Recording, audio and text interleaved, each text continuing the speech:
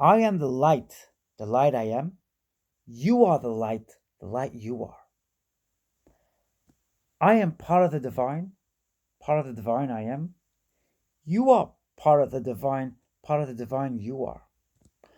I am part of divinity I am. You are part of divinity you are. I want to send you out blessings, happiness, and lots of love. Let's get into today's teaching, shall we? As human beings with an ego, we prefer a state of inertia over change. We prefer to procrastinate, delay, rather than deal with things head on. We prefer not to have to deal with things rather than deal with things because they are important to be dealt with in order to help us grow. In my lifetime, as many of you know, I grappled with some serious change all around me. I grappled with change, the people around me grappled with change, whether it was in the family court or it was between me and others, people having to come to terms with what a transgender person means to them, how it makes them think of themselves, how they perceive the world, etc. It was something to come to terms with. And a lot of people didn't want to hear about it. They preferred a state of inertia. And to this day, I have many people from my past who prefer a state of inertia. And I'm not here to judge anybody. Not for me to judge. But it boils down to one thing, and that is stagnancy, inertia, procrastination, and delay. And of course, I would throw in a couple of more terms, like what people did, like stonewalling, being evasive, ghosting, etc., etc., etc. I don't need to add many more because I'm sure you heard all from me before. Why do people do that kind of thing? Why? Because the ego doesn't want change. The ego does not want the state of inertia to be dealt with. It will find every excuse in the book. Transgender is going to make us dirty. Um, Transgender is bad. Transgender is evil. Transgender is going to come and eat us up alive. Whatever people got to do in order to figure out their way forward.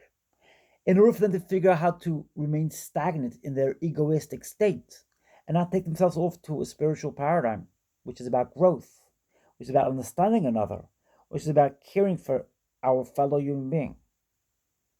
Whatever they have to do is not for me to judge. People deal with this stuff, and it's not for me to judge.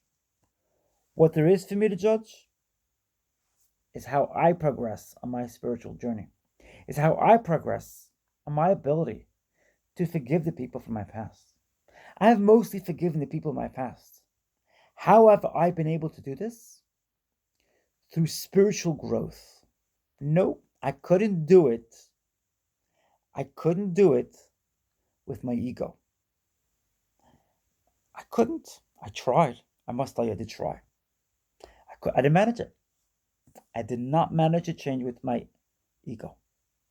When I was egoistic, when I was unforgiving, when I stood up for myself and I was unforgiving, I didn't manage to change anybody.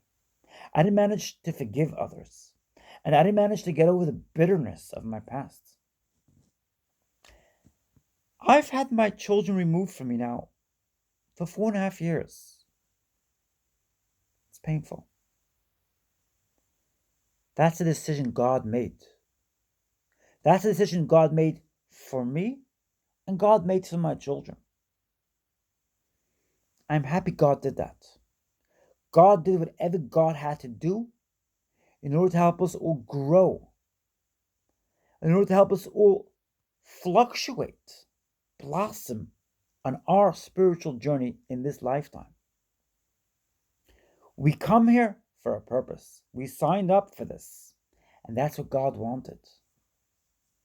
Now, lately I've been shying away from the concept of reincarnation. Lately I've been shying away from seeing this life as a continuance of a previous life. I've been shying away from it, but I must tell you that I haven't forgotten it. Why? Because it is one of the greatest techniques. It is one of the greatest tips. It is one of the most amazing achievements. It is one of the most amazing attainments. It is one of the greatest tools you could have in this lifetime to manifest the life you want. It might sound ironic, but it is so helpful to get over past trauma, to deal with past trauma, by acknowledging reincarnation, acknowledging that this life is just one stop on the journey of previous lives. It's a continuum. It is one of the greatest achievements you could have when you believe in this amazing paradigm of reincarnation. People run away from it. People are petrified of the idea of reincarnation. And to them I say, do whatever you have to do in order to attain what you want to attain in this lifetime. If you want to live through the paradigm of your ego, do that. And you will manifest quite a bit through the ego, because the ego is also a spiritual element within you.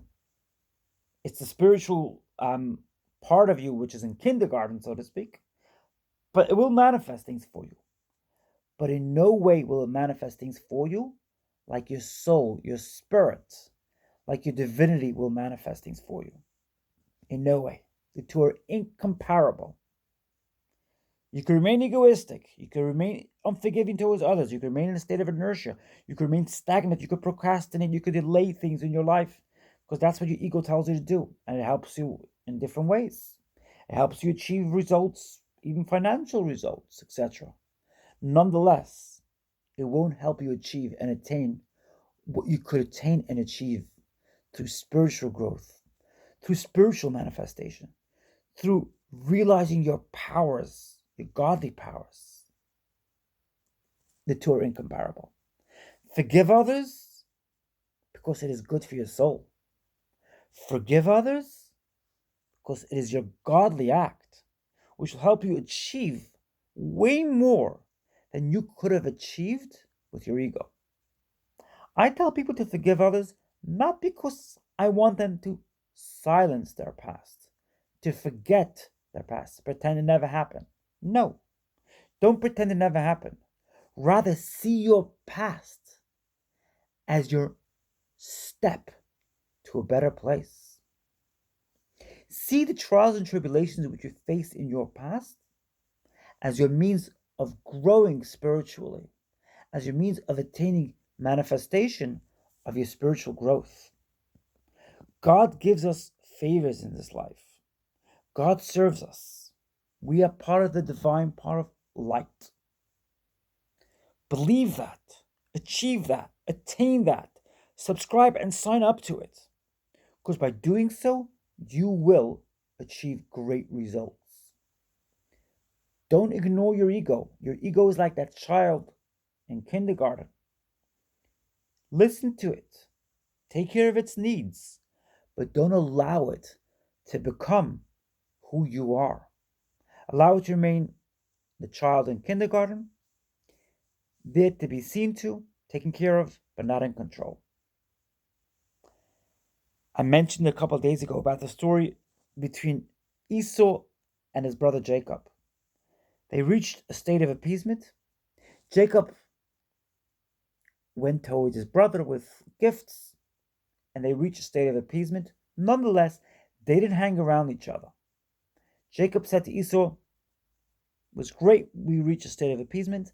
Now you go in your merry way, I'll go my merry way." Why? Because you don't hang around an abusive person. You don't hang around a person who has abusive tendencies. You don't hang around them. You reach a state of appeasement, you send them blessings, you shower them with blessings. You do whatever you could to reach that state of appeasement. But once it's done, move along.